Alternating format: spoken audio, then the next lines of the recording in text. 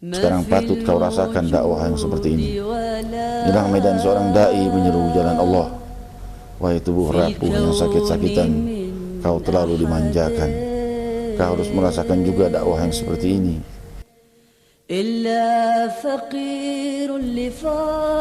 Tangisan air mata dan doa selalu untukmu, wahai Kokoda, wahai Taminabuan, wahai Nebes, wahai Makassar, wahai Denpasar, wahai Jakarta, wahai seluruh wilayah barat dan timur. Wilayah-wilayah seluruh Indonesia bahkan dunia sangat butuh para penyeru untuk masuk dan memberi mereka kejelasan. Mereka haus dan siap menanti kedatangan para da'i. Allah Allah Allah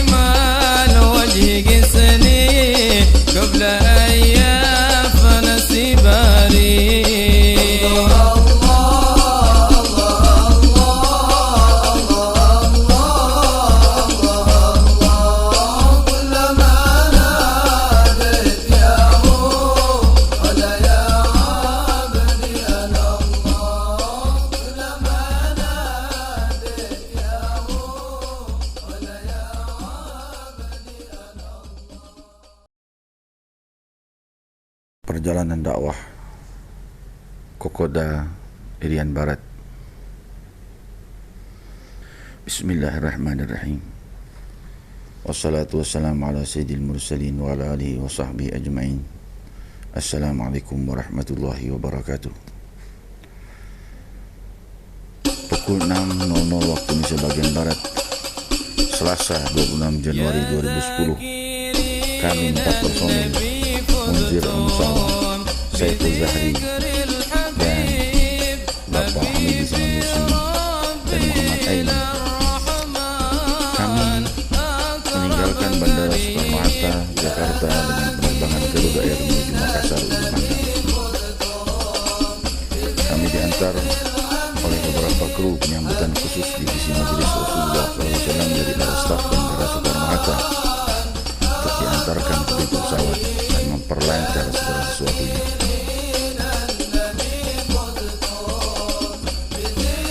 Mereka pula yang selalu menjadi kru penyambutan kedatangan para tamu Majelis Rasulullah SAW, termasuk saat kedatangan Guru Mulia ke Jakarta. Pesawat lepas landas tepat pukul 6.00 waktu Makassar untuk meneruskan menuju Sorong bagian barat dengan penerbangan Merpati Air. في يوم اللقاء العسيب وللرسل أجمعين في اليوم ذاك الخطيب شمس الهدى ما بدا ضبات ولا بتقيل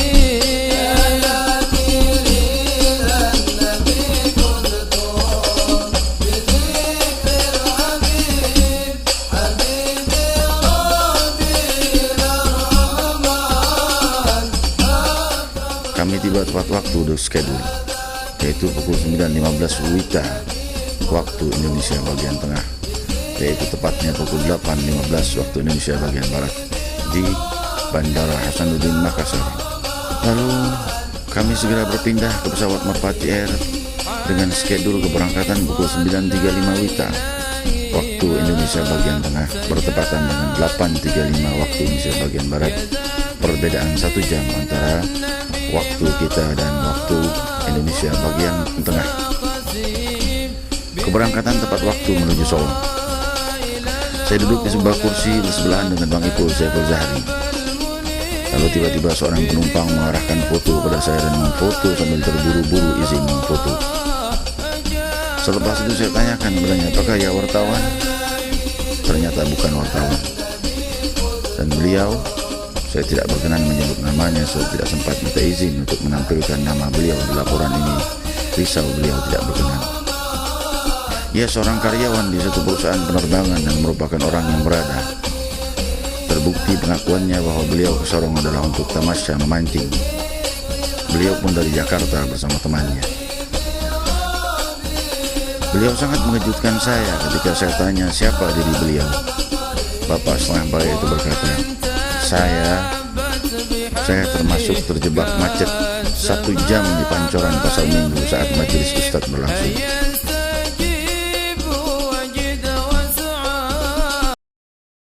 Allah Allah Allah Allah Allah Allah Allah kullama nadat yahu. Saya bagai disambar halilintar. Saya gemetar walau ia tak melihatnya. Saya bertanya, maksudnya terhambat atau bagaimana, Pak? Ia berkata dengan jelas, saya terjebak macet tidak bergerak. Mobil saya 1 jam lebih saat bubaran majelis Bapak Ustadz. Saya pun mohon ampun dan ridho dan terus beristighfar pada Allah SWT. Saya sangat takut dan sudah berkali-kali menyampaikan pada kru dan aktivis agar lalu lintas tak tertutup saat majelis.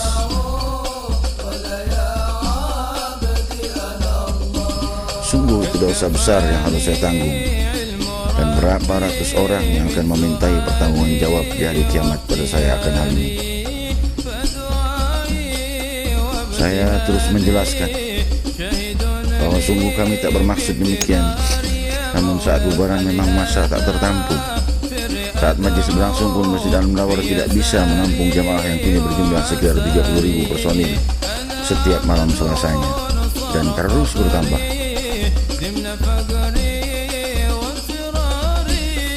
Maka saat bubaran massa menyeberang dan lain sebagainya mungkin membuat jalan tertutup, dan ternyata bukan kemungkinan, tapi sudah terjadi. Saya terus meminta maaf, dan mungkin sudah berkali-kali terjadi.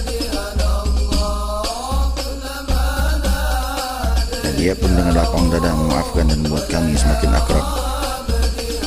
Ia tinggal di Depok, dan selama saya berbicara akrab, air mata saya terus mengalir karena sedih dan takut.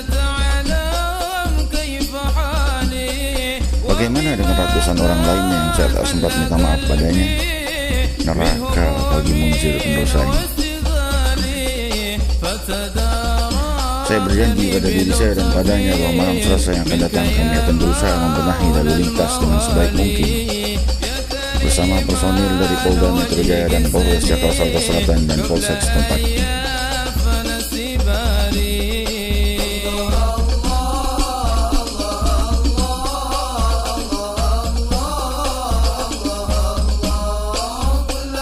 Kami mendarat tepat waktu di Bandara Sorong, yaitu 12.35 waktu Indonesia bagian timur, tepatnya pukul 10.35 waktu Indonesia bagian barat.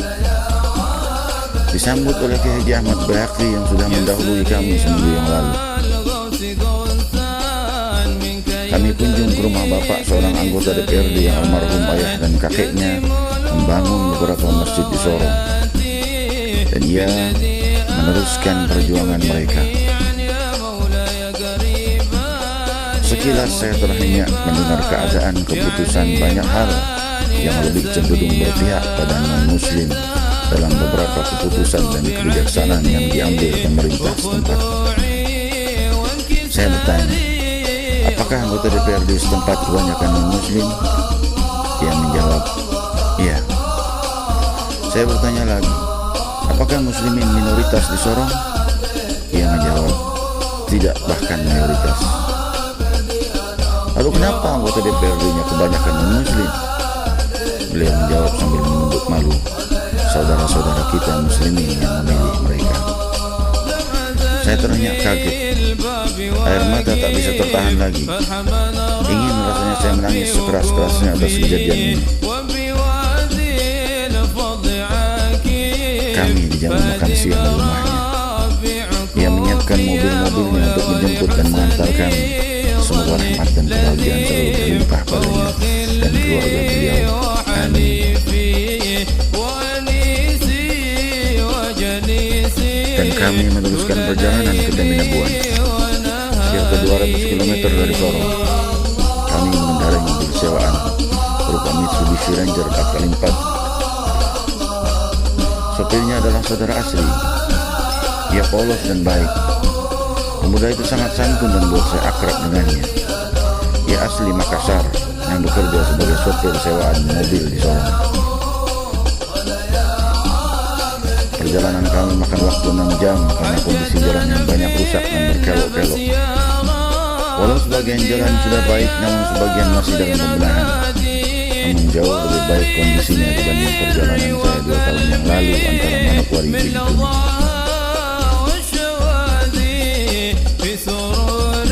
Di sepanjang jalan di luar kota Sorong kami tak menemukan kampung muslimin. Hanya wilayah non-muslim dan tempat peribadatan mereka yang megah yang terus terlihat sepanjang jalan. Namun masyarakat ramah. Walau kami semua berpakaian Islami, namun mereka tetap ramah kalau mereka non-muslim.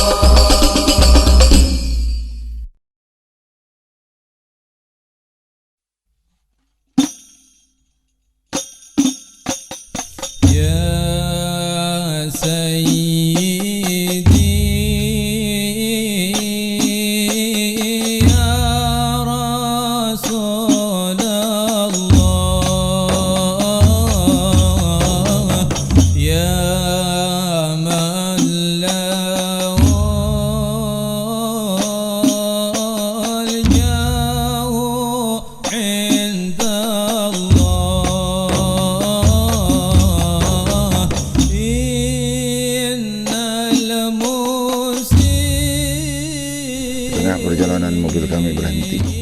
Ada apa gerangan? Karena seorang tokoh agama non-muslim, seorang biarawati yang sudah berusia sekitar 50-an ingin menumpang ke Teminabuan. Maka Asri memohon izin saya menaikkannya. Karena mobil sudah dicarter untuk kami, tentu saya mengizinkan. Maka ibu biarawati tersebut naik di bak belakang mobil 4x4 itu bersama barang. Perjalanan kami teruskan. Lalu sekitar 1 jam kemudian rintik-rintik hujan mulai turun. Hati saya terasa tercekik.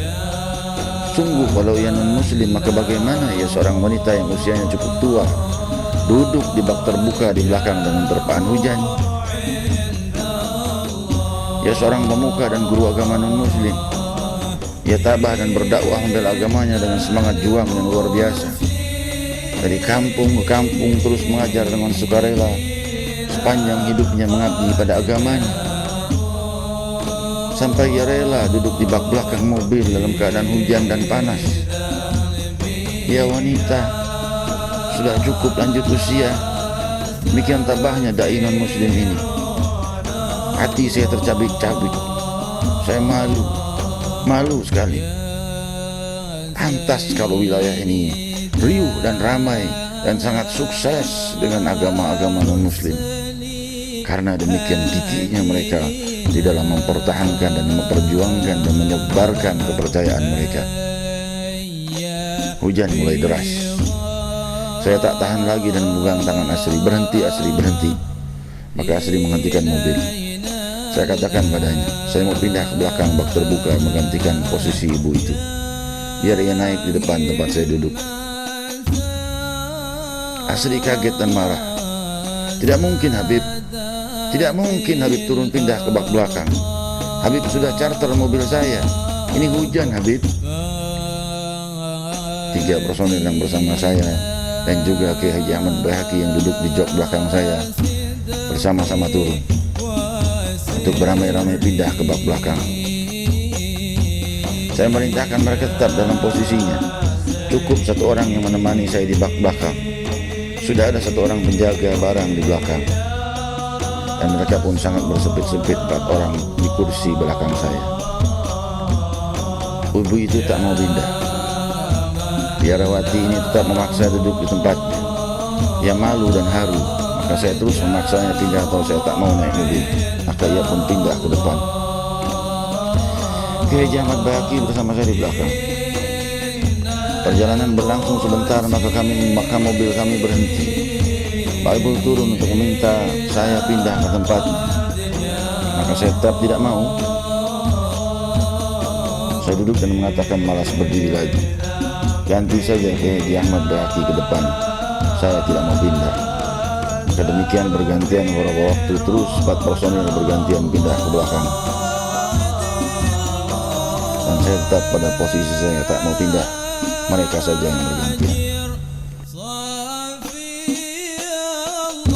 Saya duduk di bak belakang untuk membalas dan melampiaskan pilu saya akan semangat seorang wanita tua yang penyeru kepada agama non-muslim. Aku seorang penyeru ke jalan Allah. Aku malu pada Allah. Patutnya aku lebih darinya.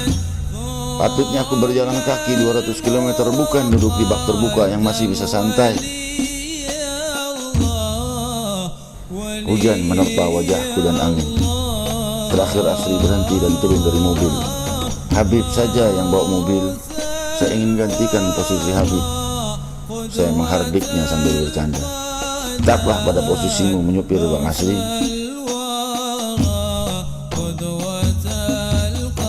Bawalah mobil sekencangnya.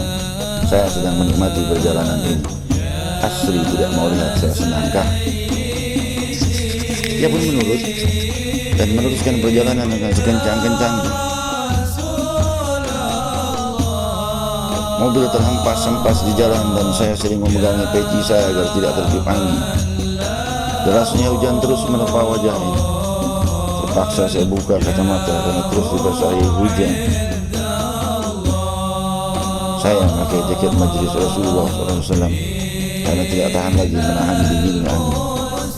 Dan saya membatin pada diri ini, kau di Jakarta dimanjakan. Ribuan orang berebutan ingin mencium tanganmu. Kau dimuliakan dan disanjung. Perjuangan dakwahmu hanya sebatas naik turun mimbar dan kemuliaan dan sanjungan. Sekarang patut kau rasakan dakwahan seperti ini. Dalam medan seorang dai menyeru jalan Allah. Wahai tubuh rapuh yang sakit-sakitan, kau terlalu dimanjakan. Kau harus merasakan juga dakwahan seperti ini. Lalu setan membisikiku, kau sudah banyak penyakit. Ada peradangan di otak belakang, asma, bahkan pernah 2 kali terkena stroke. Kau sering bertati-tati berjalan dan sering tidak mampu berdiri karena lemah saat menyampaikan ceramah. Duduklah di tempat yang layak bagimu di kursi depan. Maka aku jawab dengan menghardik diriku sendiri. Rasakan lezatnya dakwah untuk di tempat itu dan bertahan dari munzir pendosa, malas dan manja. Tubuhku serasa hancur dihempas-hempas dalam sudut tinggi di bak belakang. Angin terus menerpa, menggigil tubuh ini kedinginan terkena terpaan angin petang dan hujan. Bertahanlah wahai munzir pemalas. Kami tiba di Terminal Buan pukul 24.45 waktu Indonesia bagian timur, tepatnya pukul 18.45 waktu Indonesia bagian barat. Ibu itu turun dan mengucap terima kasih haru. Saya hanya tersenyum. Inilah kerukunan umat beragama. Muslim harus lebih sopan dari non-muslim. Dai muslimin harus lebih berkorban demi kaum wanita, apalagi sudah lanjut usia walau non-muslim. Semoga ia mendapat hidayah. Dia turun sambil tercenung dan berkata lirik kepada Asri sambil tertunduk malu. Pak Haji itu baik sekali ya. Ya Sayyidi ya Rasulullah ya man lahul jamu indallah innal musiina qad ja'u lidzanbi